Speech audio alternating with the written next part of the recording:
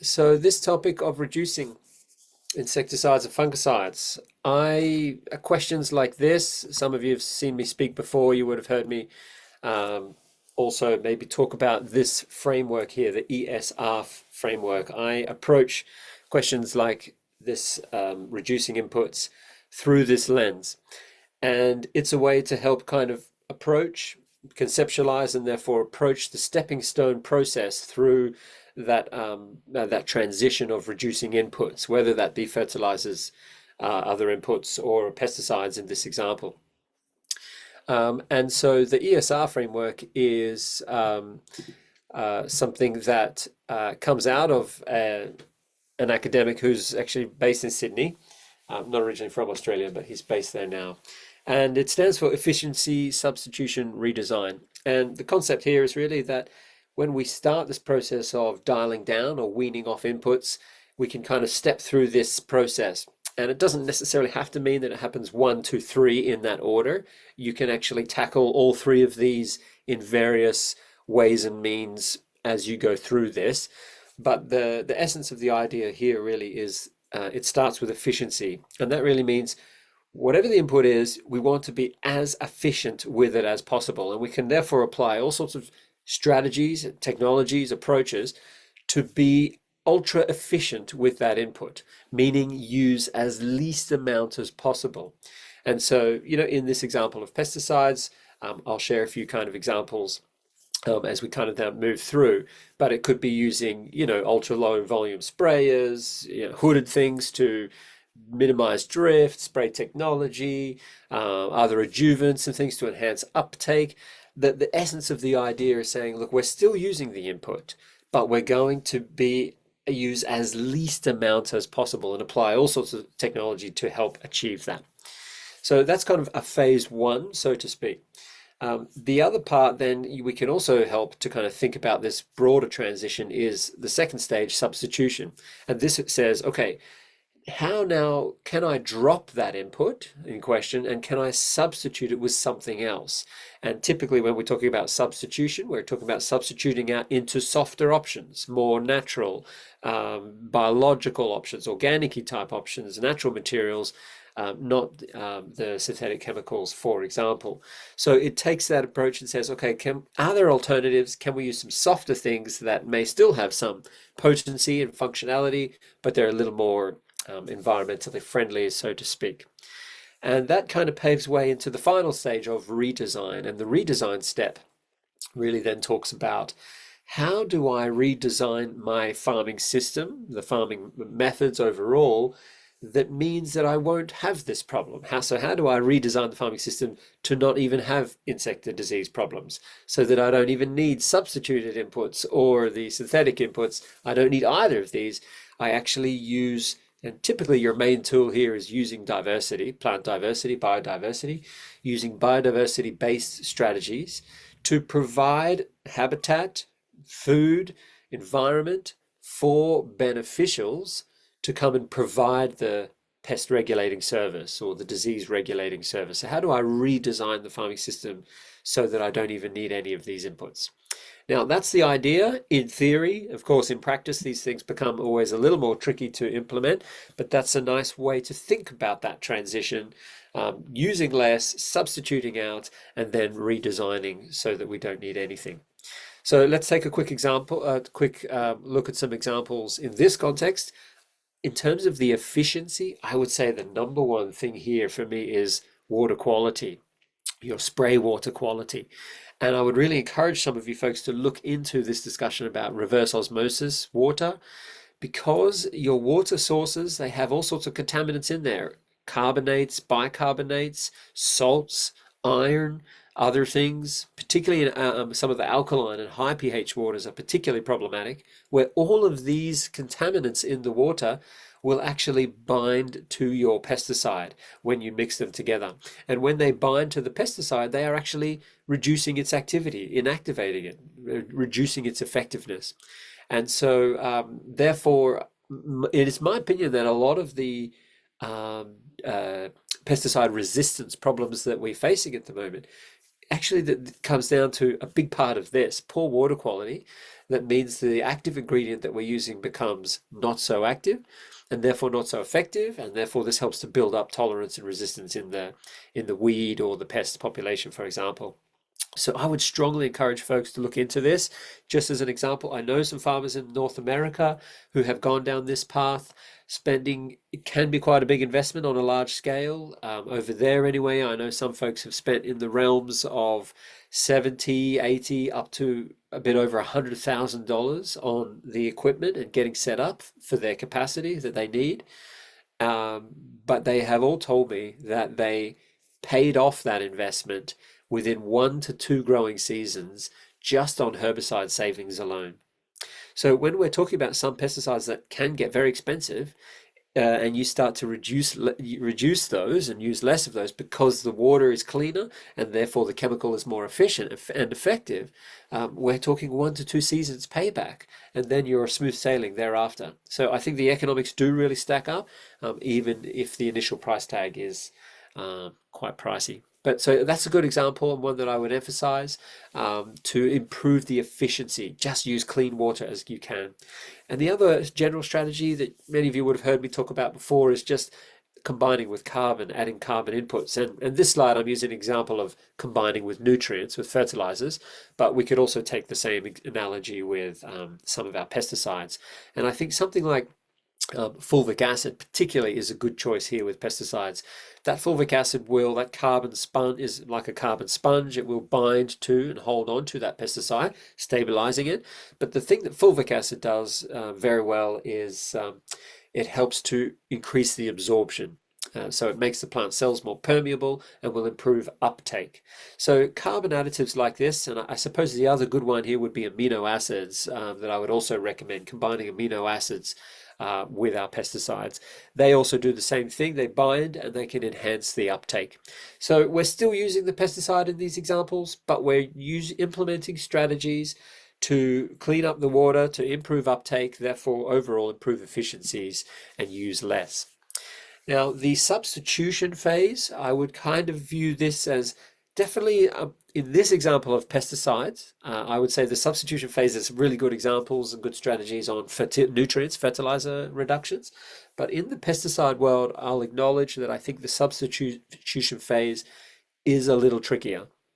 And because you do have a range of alternatives, softer options, as I mentioned, and these could be various microbial products that can cause disease in insects, microbials that can control disease, other disease microbes. So various biofertilizers here that can control insects and disease. And then we also have some other things like various plant extracts or botanicals. So an example of this would be kind of essential oils. These essential oils do have insecticidal, fungicidal, and herbicidal properties, but all sorts of other various plant compounds, plant extracts, can also have these various properties. So these are the softer, more alternative options. And look, just because something is natural or organic, particularly in the example of the botanicals, just because something is natural and organic doesn't mean that it's completely harmless. You know, there are natural compounds. If they still have insecticidal or pesticidal properties, they are still compounds we have to be careful with and take care with use. The benefit of them is that they are not so persistent in the environment. They break down a lot quicker. They will degrade because they're a bit more of natural origin. So that's their main benefit, but they can still be serious compounds that we need to be careful with. So I would say that, look, there's very good options out there, but this is a very under-researched area. There is very little research in this space. There's not much incentive to dive into this. I would say that the microbials, the biofertilizers, that's beginning to shift now. Of course, we see a lot of the big ag companies moving into the microbials space, putting research dollars into fine-tuning specific microbial products, bugs in jugs, these types of things. I would say that is really beginning to shift. But on some of the plant extracts and things, there are examples out there. There is some in the research. There is some benefit to these. But I would say we don't have enough specific knowledge, really detailed knowledge, to really optimize this substitution phase. It's a bit trial and error, I'll be honest and say it's a bit trial and error. But I think the biofertilizers one is moving along a bit better. So then that leads us to redesign. And I really approach the redesign and the topic of integrated pest management or integrated disease management, integrated insect management. They're really one and the same thing.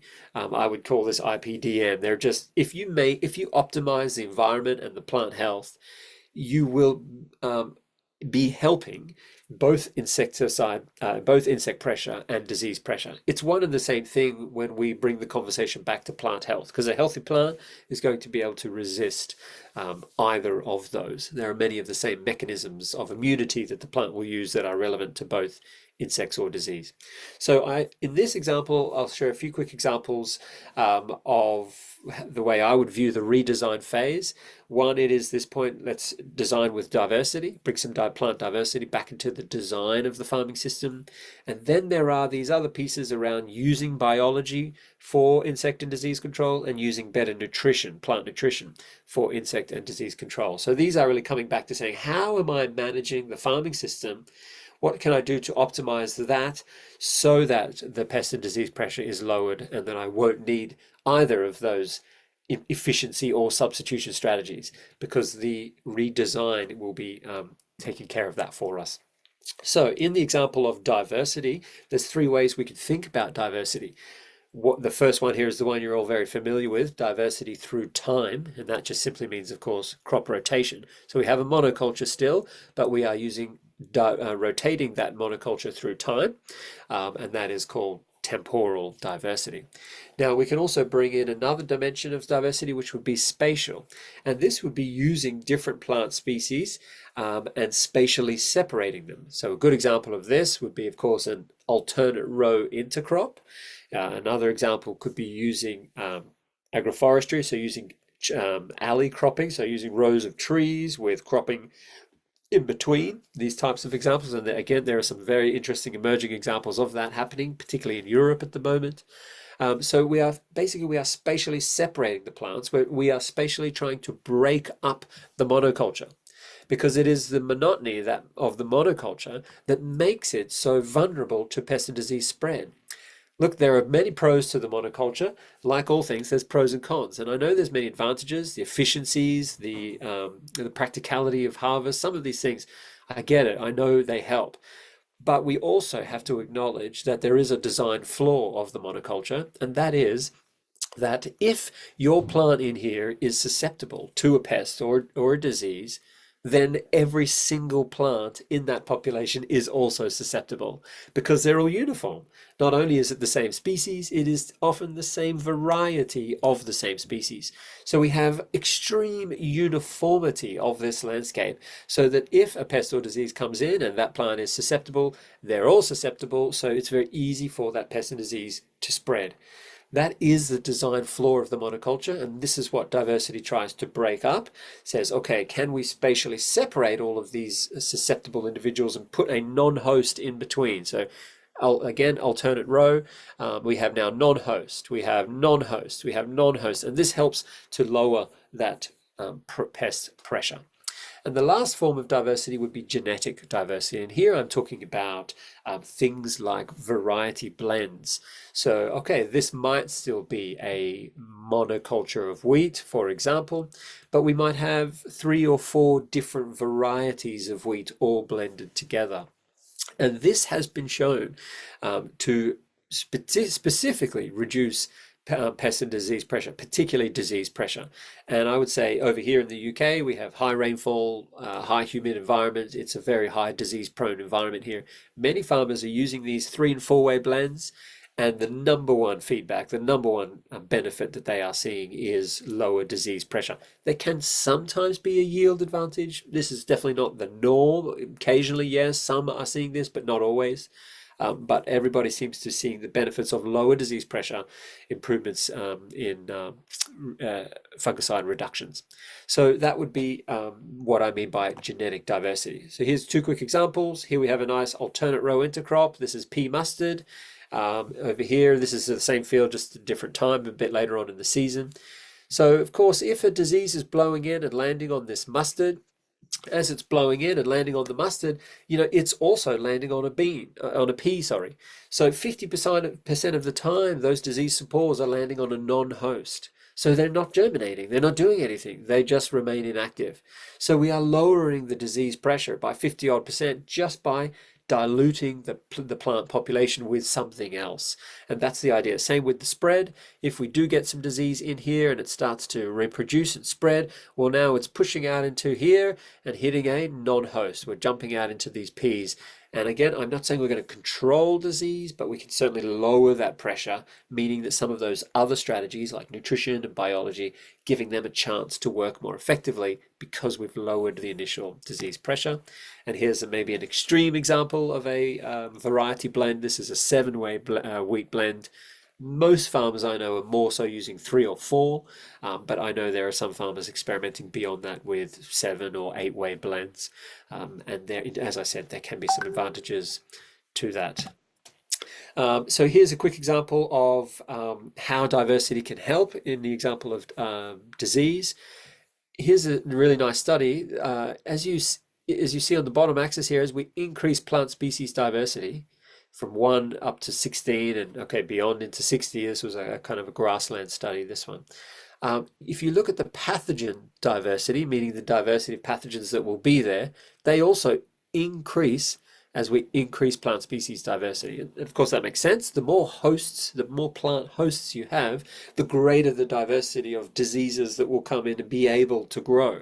So you are increasing the diversity of pathogens when you increase the plant species diversity. However, if you look at then those pathogens and their ability to cause disease, their overall infectivity, as you increase plant species diversity, the infectivity, the ability to cause disease declines. And again, that's nothing magic here. It's just simply because we are diluting the hosts. Now, let's pretend we have a 16-way blend. Now we have one plant that's susceptible to that disease, but there's 15 others all around. So when that disease starts trying to hop around and find that next host, there's 15 others in the way. So we've diluted the host, and therefore we slow the spread of the pathogen infection. And that's the essence. You're never going to get rid of the pathogen. You're never going to have a sterile environment. You're never going to control. You're never going to have zero pathogen. You're never going to have zero pests. They're always there. It's really just a question of how much are there and are they at the economic threshold, of course. So that's a nice example. And in the example of insects, we also see that as we increase plant species, we also, same dilution effect happens with insects, but we also increase the attraction of the predators. And that's what happens with more plant species diversity. You will also attract in more predators who will then eat or consume the insect pests. Okay, two last quick points on nutrition and biology. Biology, then nutrition, and then we can open up the questions. Just to say that the soil biology, good healthy soil with good microbially active soils, those beneficial microbes can also help control disease especially, but also even insects as well. And a really nice example of that, which this image comes from, is we've all heard about the disease triangle before. I'm sure you all learnt about it in school, in any agricultural studies and pathogen studies you've done before, where we talk about in order for disease to proliferate and cause a problem, we have 3 things lining up. The environment. We have to have the right environmental conditions for that pathogen outbreak. We have to have, of course, the host plant present, and then we have to have the disease itself, the pathogen present. And when the pathogen and the host are present, and then we have the right environmental conditions, boom, we have the perfect conditions for outbreak, and the disease will cause problems. And therefore, with this idea, we've developed all sorts of strategies to modify the environment. How can I change the environment so that it becomes less conducive to pest or disease outbreak? And this is all good. That's that classic triangle view that you've all heard before. But the glaring problem with this is that it takes zero account into the role or the benefits or the potential of the soil microbiome to interact with this triangle. Beneficial microbes in the soil, they can support plant immunity. They can provide nutrients and resources and biocompounds to help that plant immunity. Those same organisms can actually prey on pathogens, suppress pathogens. They can also change the environment. So it's the classic idea of because we didn't really have the tools and the good knowledge and understanding to study soil microbiology historically, we just put that in the too hard basket. And so we just developed this kind of three-part idea of the disease triangle, completely neglecting this fourth piece of the puzzle, which has a major impact on all three: environment, plant, and pathogen. So that's a nice example, and I won't dwell on this side. It's just these was I want to get to the questions because I'm mindful of time now. But this is just to say that yes, beneficial organisms, they can control disease, they can compete for space, they can release suppressive compounds, they can prey on pathogens, and as I said, they can help the plant's own defenses.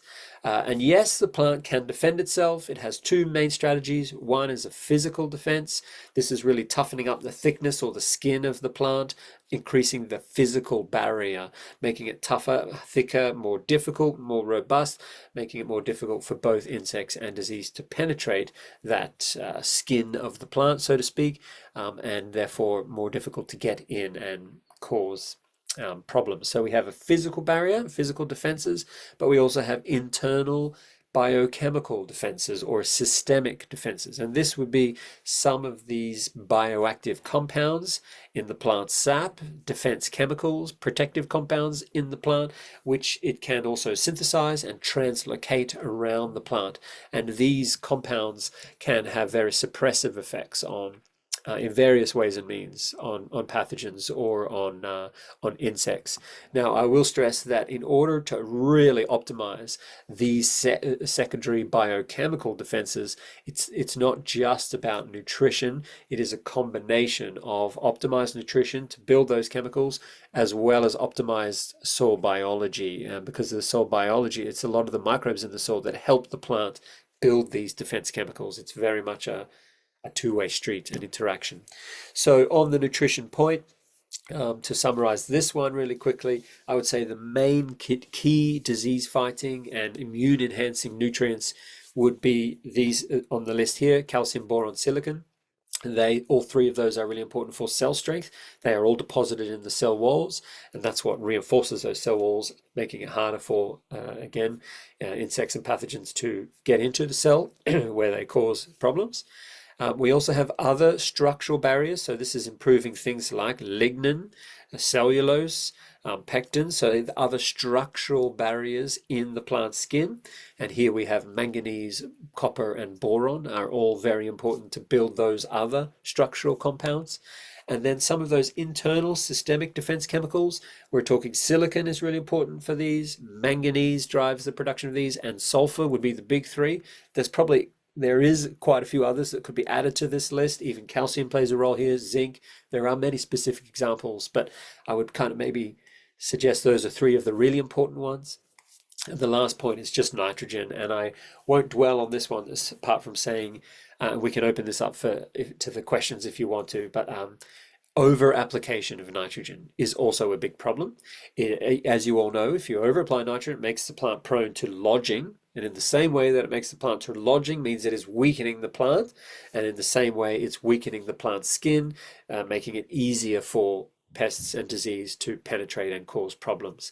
So nitrogen is also a big problem, and it also disrupts protein synthesis. Over application disrupts protein synthesis, which also then makes the plant more attractive to pests and disease because it does not have good quality proteins, which are less attractive to those pests. Okay, so that was very quick. I know I went very fast there, but let's open it up to some discussion. You did well, thank you, Joel. Sarah has asked, has there been any harvest time ripening evenness issues or marketing issues that are dampening the adoption of diversifying genetic species,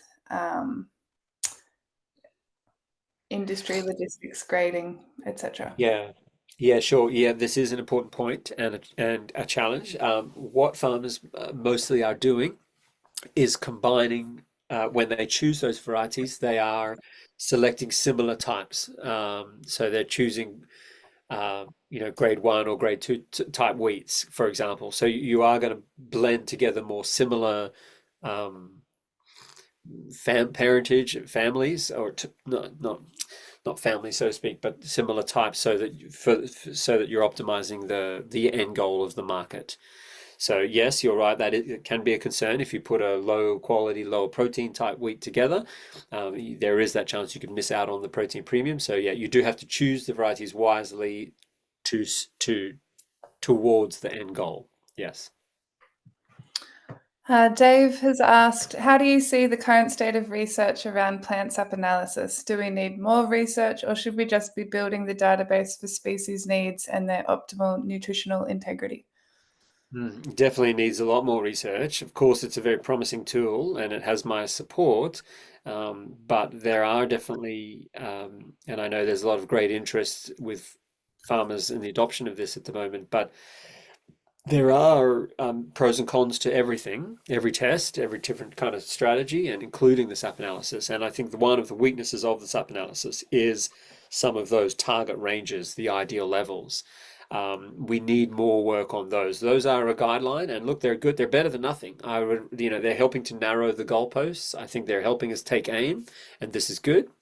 But they're really not truly optimized. They're a rolling ball average, the mean of what all farmers send in. And if all farmers are sending in a boron deficient samples, then the ideal level is going to be boron deficient. So we do need to fine tune those ideal levels, and those ideal levels are not yet optimized for different growth stages either. So that's the cons. There are many pros to the SAP analysis. I think it's a great tool, particularly the way it breaks apart the ammonium, the nitrate, and the total nitrogen. I think this is hugely valuable in the SAP analysis compared to what a standard leaf analysis does, which just gives you a total nitrogen. There are many problems with that, because what if of that total nitrogen, if you're in the optimum range, what if all of that total nitrogen is in the wrong form, in the nitrate form? It's not in the plant health optimized protein form, organic form. So there's a lack of resolution there that you're missing out on with a tissue analysis as well. So look, pros and cons to both. So they both have my support, but yes, there's definitely areas where we do need to fine tune the SAP analysis approach. Does that answer your question, Dave? Feel free to jump off mute if you have anything to follow up.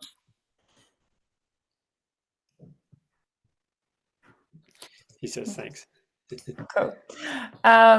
Sarah has asked, in your experience, would you agree that even if tests of soil or plant residues show that a disease is present, this doesn't necessarily mean that the disease shall be expressed in your crop if the crop's health immunity is well supported?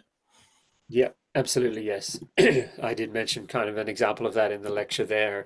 There are always pathogens present. They're always there. There's always pests around. It's really just a question of whether they are at that economic threshold. And this is especially true with the pathogen discussion, whereby there are environmental conditions in which a pathogen can either cause disease or not be able to cause disease, even if it's present. So doing analysis and assays to determine whether a pathogen is present or not is valuable. It is a step, it is a piece of the puzzle, but it does not tell you everything. It does not mean it actually has the right environment or resources to cause disease. And we have some very good examples of that with iron. Many of the, as you all know, we need essential nutrients, macro and micronutrients. So do our animals, so do our crops, so does so do the microorganisms, the beneficial and the pathogens. And we do have very good examples where plants and beneficial microbes deploy strategies to, for example, to scavenge iron, to acquire iron.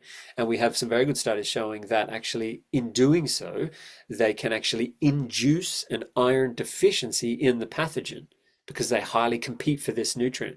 And when the pathogen has an iron deficiency, it cannot cause infection. And we have studies of showing this. So yes, there are environmental conditions which both the plant and the beneficial microbes can modify the environment to induce or to suppress the pathogen. So yeah, its presence or absence is not solely the determinant of the outcome. Thanks, Joel, and thanks, Sarah. Katrina is asking about seed coating with Johnson Sioux. What's your view on insecticide coating on seed? Will this be counteractive with the Johnson Sioux? Yeah, okay. We all can agree that it's not ideal to put an insecticide or a pesticide of any kind really with a biological product. It's not ideal. And sure, ideally, let's try not to. But, okay, meeting you in the middle here, the pragmatist in me says, okay, um, we are talking about, when we talk about chemistry and chemicals, compounds, they have a specific mode of action. And if they're an insecticide, that mode of action is going to affect more so insects. Now, yes, sure, there may be some bacteria and some fungi who are also sensitive to that. So you will be you may well be knocking out some of your bacteria and fungi who may, even though they're not insects, they can still be sensitive to that chemical. But it's not going to be all. So you would have another fraction, another pool of the inoculant from the Johnson Sioux, a group of organisms who will not be sensitive to that insecticide and they will to the mode of action of that insecticide, and therefore they will function as normally. And so another example of that would be even a fungicide on the seed. Um, sure, again, there's a bit of overlap, but many of the bacteria are not going to be so sensitive to a fungicide. So in theory, and it's not the ideal, but in theory, yes, you can mix a fungicide with bacterial-based microbials because those bacteria are much less sensitive to that fungicide. Like I say, some will be, you will lose out on some, but you will still have some. So I would advise trying not to move away and not combine them, but maybe in a transition step, if you're still kind of working this out and going through that transition, I would say yes, it is possible. Is that helpful, Katrina?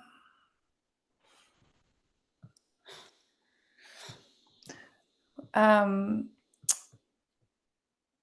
Ian has a comment about faba beans pre-flowering with botrytis already. Tissue test back today, all good, except I don't know what VL is. What's VL? I don't know either, Ian. What's Very VL? low. I'd say Very very low low. calcium and boron. Good one. Could addressing these two in foliar help prevent further disease impact on yield? Yes, I would say yes. Of course, disease control strategies are always better in the preventative mode. So the more we can be ahead of the game and prevent before disease comes in is always going to work more effective than a control method after disease comes in. So definitely you're on the back foot here. However, yes, I would say that I have seen many examples where even if the disease is present, what we often observe is that when you address the deficiency or address the limitation, the disease will stop spreading and it might actually still remain there. It often can still be there, but it stops growing. It won't keep on spreading. So you can contain it at least to where it's at and therefore minimize that damage. So I would say it's definitely not too late. You should be able to contain that even though it's already got its foot in the door. But I agree it's not ideal compared to being a bit more preventative. And the reason I also suggest this is your particular example of calcium. I mentioned this in the presentation there. Calcium, of course, is famous for its role in cell wall deposition, along with that silicon and boron, toughening up the physical barrier, as I talked about. But calcium is one of the examples that could be under that list of defense chemicals, internal systemic chemicals as well. Calcium also does, it's less talked about, but calcium does also play a role in the production of some of those internal defense chemicals. And that's to do with something, you might have come across this term, it's something called calcium spiking. Calcium is a signaling molecule and it does this particular thing around spiking, which sends signals to the plant, which triggers gene expression for the coding of the production of some defense chemicals. So calcium is involved in the secondary internal defense chemicals through more of a messaging signaling pathway approach. So it can also play a role in helping then those internal systemic defense chemicals, which are the ones that can be translocated to that site of infection, and also help to suppress the disease, not just through physical means, but also through defense chemical means. So yeah, I because it's calcium's on that list, I feel more encouraged about that. Let me know if you need to ask any other questions, Ian. Um, You, Go Ian. Um, No. oh, the only I other see. question I'd ask is there any particular form of calcium you'd use? We've got some micronized guano or calcium fulvate or calcium Okay. nitrate. Yeah. Okay. Any of those, but in this example, where you're trying to keep a disease suppressed and you want to do this as quickly as possible, I am a big fan of things like micronized guano and the micronized products as foliars. I think they're also good strategies, but they are a bit more slower acting. Because you know that, as you know, that calcium form, it's not truly soluble. It is just a fine ground particle. So that means it takes a bit more time for that particle to be solubilized to then form a more functional, useful form for the plant. So there's a lag time there. So yes, I think that's a good option, but you've got a lag time here, and depending on your disease pressure, you might want to address this with a more soluble, available form of calcium that's going to be more quicker acting. So yeah, I would lean. Calcium nitrate it's probably not the best. It's good because it's soluble calcium, but you've got that nitrate component. I would be cautious of that one. I'd actually be tempted by something like a calcium chloride. I know generally we don't like to encourage too much chlorides, but when we're talking about a foliar strategy here, it's the amount of chloride that you're putting in is very, very little, but that is a good soluble form of calcium that would be a bit more quicker acting. So I think that could be an option. Or yeah, the calcium fulvate or an amino chelated calcium, something like that also sounds good. I would lean more towards one of the more soluble fractions of calcium for quicker action. Awesome, good to know. And of course, the boron will help with uptake of calcium as well. Absolutely, and I would put boron in there with it, definitely. Yeah. Thank And I you. see, I'll just jump in here, Courtney, just because I see Sarah's bouncing off this topic, asking about what does the Bible suggest about this. When I say Bible, I mean the book Mineral Nutrition and Plant Disease. And that's a good question, Sarah. I don't know that off the top of my head, but that is something worth having a quick look at if you do have access to that book, Ian, or if somebody does, and maybe can share it back to us and we can share it around, but to Ian. But yeah, that book is useful to check a range of different diseases and a range of different crops and what the research says about links between nutritional deficiencies and that disease. So I do have, okay, yeah, Rhonda's got a copy. I have one too, but not on me. So that might be worth checking though. It's a good point anyway. Yeah, no, it's definitely in the library. I need to pull it out and have a look. Okay. Um, Joe has a question around septoria, if you've seen any interesting biological substitutions. Oh, oh, not off the top of my head, to be honest. Happy if anyone else has something to chime in here. Happy to hear from others too. But no, not off the top of my head. The only thing I would say on this one is I'm pretty sure there's a bit of a link with nitrogen here. I think this is um, it suggests a bit of a nitrogen imbalance if you've got septoria. But no, I don't have a good answer for this question. I'm sorry. Yeah.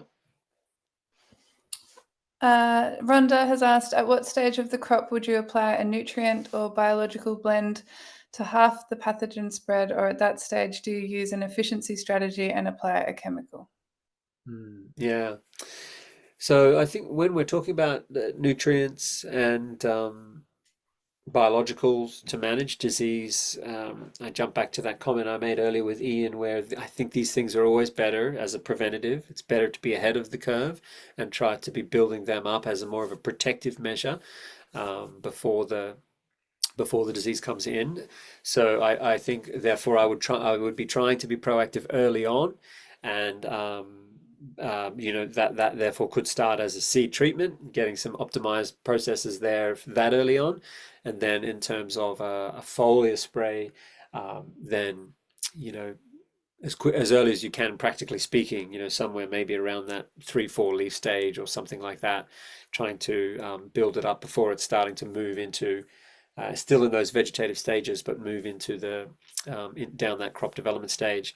The tricky thing about something like calcium, like silicon, these are quite immobile nutrients in the plant, and that means that when the plant uses those and puts them into the leaves and deposits them in those cell walls, they do become locked in there forever. They are immobilized. So that means as new growth, next round flush of growth emerges, you almost do need to kind of keep a regular supply of these minerals coming into the plant because the plant can't draw from the old leaves and remobilize. So that becomes definitely a bit of a tricky one with some of those immobile nutrients like calcium, boron, and silicon. And so therefore trying to kind of keep a spoon feeding approach up is advantageous. But I guess I would say something around that 3 to 4 leaf, at least 1 or 2 in that vegetative stage, trying to build that up before it hits the very stressful reproductive mode as well. So what we've generally found, Joel, is that it's people in transition, more, moving from more conventional, heavier chemical use and moving into the biological, that they can't have this phase. I mean, basically now we haven't used a chemical or a biological or a pesticide for years, but it's taken time to build that up. And so I guess it's helping customers in that transition stage. Yeah, that's right. Look, I think this is a bit of a debated one too, and it's a tricky one. I think there's a couple of different views on this, but one of the arguments says, well, look, if you do apply a preventative measure as a chemical or a low dose, or if you get on that treadmill and during that cycle, you do undermine that plant health, and it becomes actually more more prone, more susceptible to then need the repeat. So some take the view of just completely hold off the pesticides as long as you can until you absolutely, if you do, you feel you absolutely need one, well, then use it then. But it's better to try to completely avoid so that pesticide doesn't have any of those negative effects on plant immunity, therefore making it more prone. It'll help temporarily in the short term, but then it undermines the plant health, making it more susceptible. So some would take that approach and say just apply absolutely zero until you feel you critically need it, because it may be that you don't end up needing it if you get that nutrition optimized. And I would add that, as I said in the lecture there, if you do need to resort to a pesticide, the 2 key things I would add there is the fulvic acid, and especially the amino acid is the other one in this point, because what the amino acid inclusion with pesticide applications do, and this is especially true with herbicides, but also with the others, is that those amino acids that you mix with the pesticide and apply together, those amino acids that the plant takes up, the plant is able to use those to build detoxification proteins. It will use specialized proteins to detox. And so by including external amino acids with your pesticides, you're giving the plant the raw ingredients to build the detox compounds that will then break down that pesticide and reduce some of the negative effects on plant health and plant stress from that pesticide inclusion. So I think there's a couple of really good studies coming out of Europe just this year and last year because of the push here in Europe with the Green New Deal, and there's a big push to reduce pesticide inputs, etc. And there is some really good studies showing amino acid inclusion with pesticides really helps to reduce plant stress from the exposure to those. So I think that's one to watch, and one that I would definitely recommend with any pesticide application.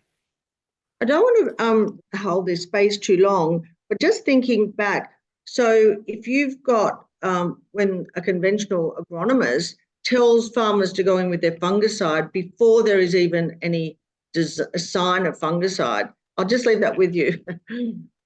Yeah, correct. Look, I know that we're all fearful of crop losses, and I get it, rightly so. There's a lot of money invested there. And some then view fungicide applications as a preventative and as an insurance mechanism, and it's really difficult. I'm very I'm sympathetic to this. It's a difficult situation because, on one hand, you think you're doing the right thing to kind of be ahead of the game, provide that protection, but actually that protection strategy only gives you short-term protection, and what it does is undermine plant health at the same time. And so, yeah, look, I'm not so keen on the idea of preventative fungicides.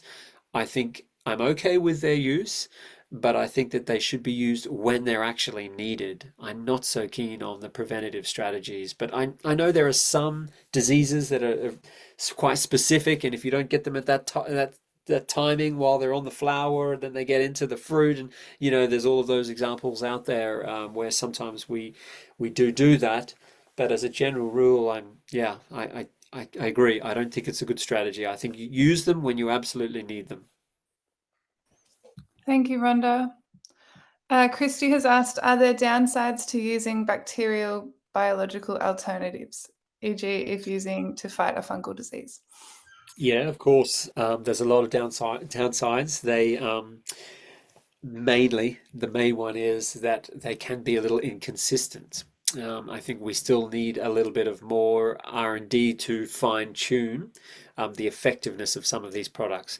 There's a lot of research on biologicals to control disease or insects, a lot of glasshouse studies, a lot of lab studies, and yes, beneficial organisms have the potential to control disease. There's good, robust evidence that show their potential. Like often is the case with microbials and biologicals, it's when we translate them out into the field, at the field scale, they often become very much more hit and miss. So the downside is that it's very difficult to guarantee that the biological will do the job. And it's a very simple reason that it is a living organism. And like all living organisms, their functionality, their benefit, their potential depends on the environment in which they are introduced. And if the environmental conditions are not optimized for that beneficial to become active, to then suppress that disease, well, then they will remain dormant. So there are some practical challenges in terms of consistency. It's really consistency of biologicals that is their biggest challenge. There's not so many downsides in terms of any other off-site effects or environmental effects. I think these are pretty slim. There's maybe, one could argue it might induce some imbalance in the biological population, but this is talked about a lot, but rarely actually observed, I think, in practice. So yeah, look, you are using foreign microbes. Maybe they're not, you're introducing alien species into a landscape where they might then thrive and dominate or disrupt the local ecology. This is possible, but in practice, this hasn't really been observed. Soils inherently are hugely biodiverse. Microbes come and go, grow and die all the time. There are native robust organisms who kind of outcompete and maintain a bit of a status quo. So that I don't really fear that one quite so much, but some do talk about this.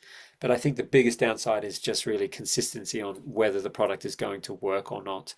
And that's why I would also say that so those products therefore can be a challenge. But I would say that they are not like a chemical. They don't behave in the same way. You can't treat them the same way. They are useful tools within that systems approach. So if you're relying solely on this silver bullet of this biological to do all of the job, it may or may not work.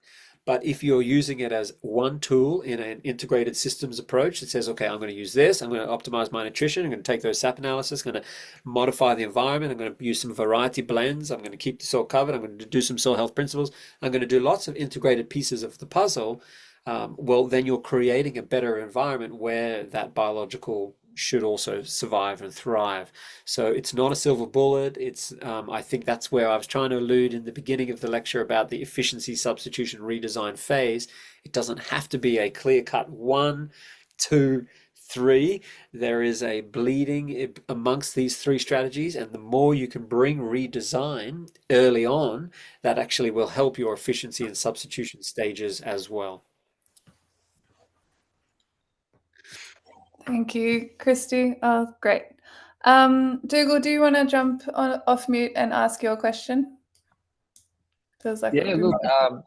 we're starting to put our own seed cut on all our seed. Now, next step is canola, and I guess it's just where do we get our seed from where it's not coated? And so just looking at some examples of what other farmers, regen farmers might be doing, and then when can we sort of stop using insecticides?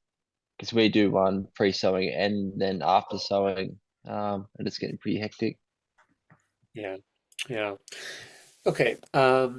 Like all things, when approaching this kind of a transition discussion, I guess I would advise to, if you are cautious or nervous about this, start small, take it slow. Choose a field, half a field, a few fields, choose an area of the farm where you are going to experiment with this and dropping the insecticides. And maybe in other parts of the farm, you could still maintain using them. Take maybe that balanced view to the risk of that, of the risk approach there. And start small, build the confidence, try it first, see what works, and then scale that up to the rest of the farm.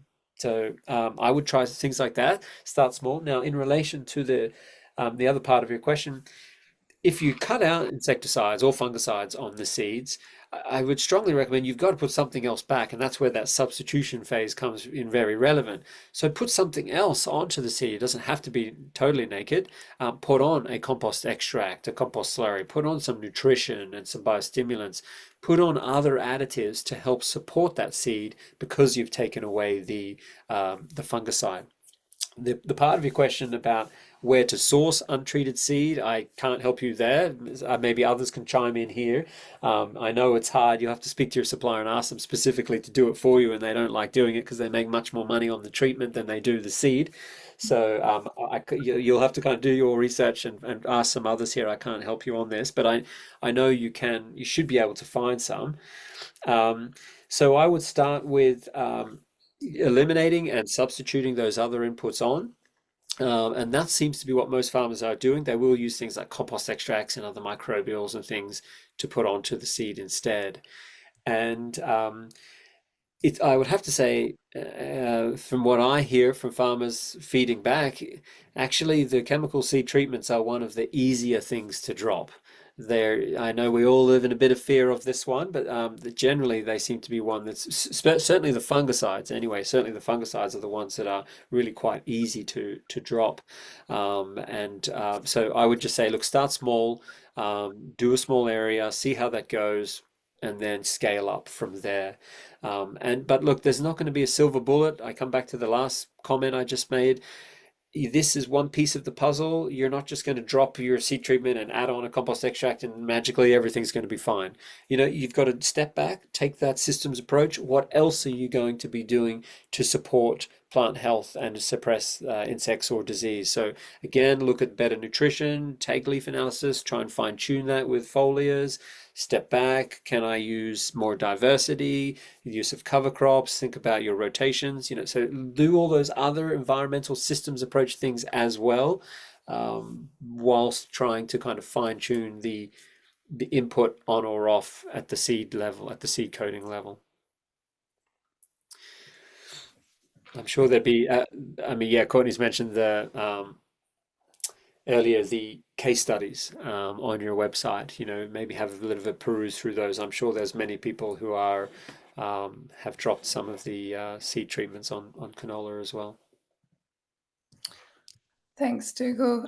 We might need to wrap up, so we'll have one more question, which is from Ian. Amino acids, is there a higher risk of crop damage when added to selective herbicides? Yeah. Good question, Ian. And we've often said this about with I think the fulvic particularly, to be a bit more cautious with selectives because the fulvic will enhance the uptake of that selective into the cash crop and potentially induce more damage in the cash crop. And I think that's an approach that I've often agreed with. I would say where I have changed my views on this is specifically the amino acids. It is not, seems to be the case. It does not actually enhance the weed's ability to detoxify either. It only seems to enhance the effectiveness of the herbicide against the weed, as well as enhance the cash crop's ability to detoxify that herbicide. So I think that aminos now for me rate very highly as an inclusion with pesticides, particularly for that reason. And this is a topic that is high on my list. I'm going to be working on some more research and a presentation on this because there's a lot of really good studies coming out and some interesting work happening in this space. So, and I know some farmers who have been playing around with this, particularly here in the UK, and they are seeing they have a big problem here with something called blackgrass. And they are seeing with amino acid inclusion actually enhanced kill in that black grass. Because there was concern that maybe you would help the blackgrass detoxify the herbicide, but it just doesn't seem to be the observation in the field. So I think aminos is the one that I would, yeah, no, I have no reservations about this. I would strongly recommend it. That's excellent. Good to know. We'll definitely give that a go. Yeah. I feel like you've already touched on Rhonda's question, but we'll finish with this question. Rotations with crops to help break the cycle of disease and pests.